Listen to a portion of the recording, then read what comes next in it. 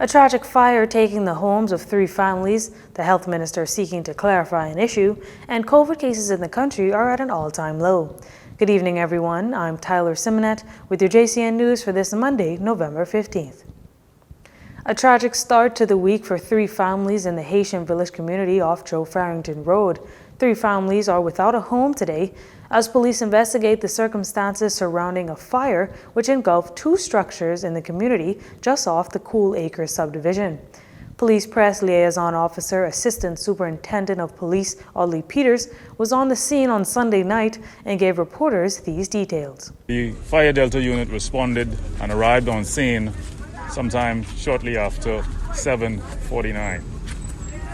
While on scene, they met a multi-structural wooden house engulfed in flames. The Fire Delta unit extinguished the fire and did a search of the structure, and apparently at this moment there seemed to be no life lost. Now, along with the good news that there was no loss of life, ASP Peters adds that there were no reports of injuries or smoke inhalation. Police are appealing to members of the public to make the necessary precautions to avoid situations like these. Investigations continue. Off the heels of that devastating fire that took the homes of 3 families in a Haitian village community late Sunday night, Member of Parliament for the Elizabeth constituency and Minister of Housing and Transport, Jobeth Davis, speaking out outside the House of Assembly today. Minister Davis says that she has taken the first step to see what those families need. Well, I am sending a team out there to do an actual assessment. That's my constituency, so it's even more of a reason for me to get an assessment done and speak to the families and understand what their loss was, what the needs are, and then to partner with the Ministry of Social Services and to see how we can best provide assistance and provide them with the help that they need. And then from further there, we'll build out a plan on how we will assist them. Now, the previous Free National Movement administration had taken measures to reduce the amount of shanty towns in the Bahamas. Earlier this year, a number of illegal housing structures in the farm shanty town on Abaco were demolished. When asked what approach this new administration will take with shanty towns, Minister Davis says this.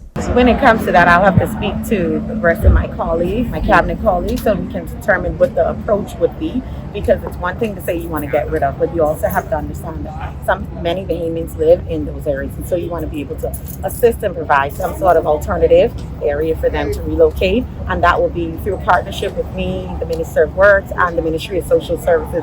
And so we'll pull together and produce a plan that can help with providing alternate locations and then cleaning up the areas of the shanty towns. But I'll do that with my colleagues' input. According to police, there was no loss of life at this particular fire.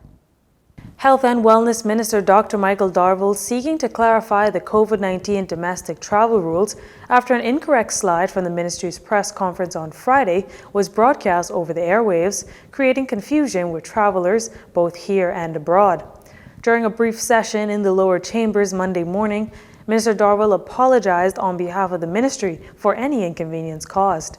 Now, Part 2, Sections 5, 6, 7, and 8 of the Domestic and International Travel section of the Health Services COVID-19 Pandemic Management Community Spread Rules 2021 outlines in detail the requirements for travel to and within the Bahamas. Simply put, for international travelers, the following is required: proof of vaccination and a COVID-19 test administered by an accredited lab no more than 5 days before they travel.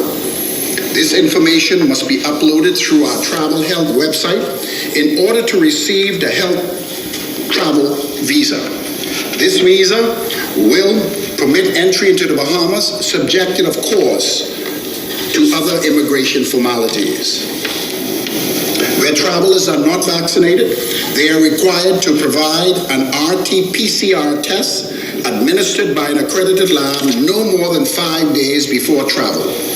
This information must then be uploaded through our health travel visa website in order to obtain a travel visa. For inter-island travel, the requirements are that fully vaccinated travelers would need a negative rapid antigen or RT-PCR COVID test, while the unvaccinated traveler would need a negative RT-PCR test.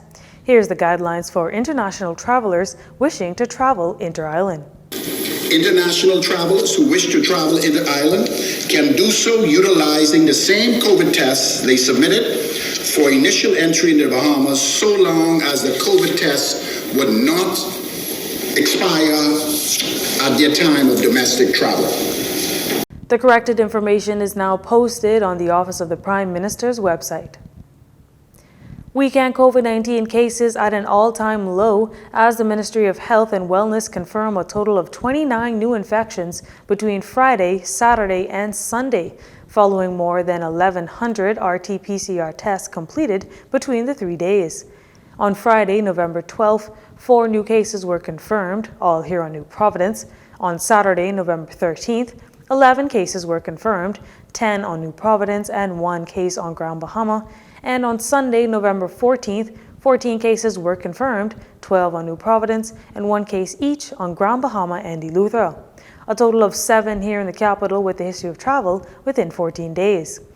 Total cases in country now at 22,601, 208 of them active cases. 47 people are in hospital with the virus, 38 moderately ill, while 9 are in intensive care. The death toll remains at 665, with 68 deaths under investigation. A total of 13 people recovered from COVID-19 over the weekend. As for the Bahamas' COVID-19 vaccination continuity, the Bahamas Vaccine Tracker indicating that vaccinations across the country unfortunately continues to trend down. Some 3,233 individuals have been added to the overall count of the fully vaccinated population, including with the one-shot Jcn Johnson, and that's as of November 13th. 140,071 people have received at least one jab, excluding Jcn Johnson, and some 274,506 total doses of vaccines have been administered.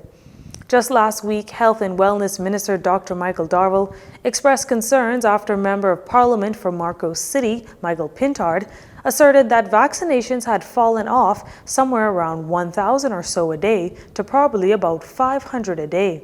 Dr. Darwell noted that vaccination rates have slowed in the past weeks, adding that health officials have found vaccination centers are just not as effective as they once were, which resulted in vaccine pop-up sites and mobile vaccination units. You're watching JCN News. Stay with us.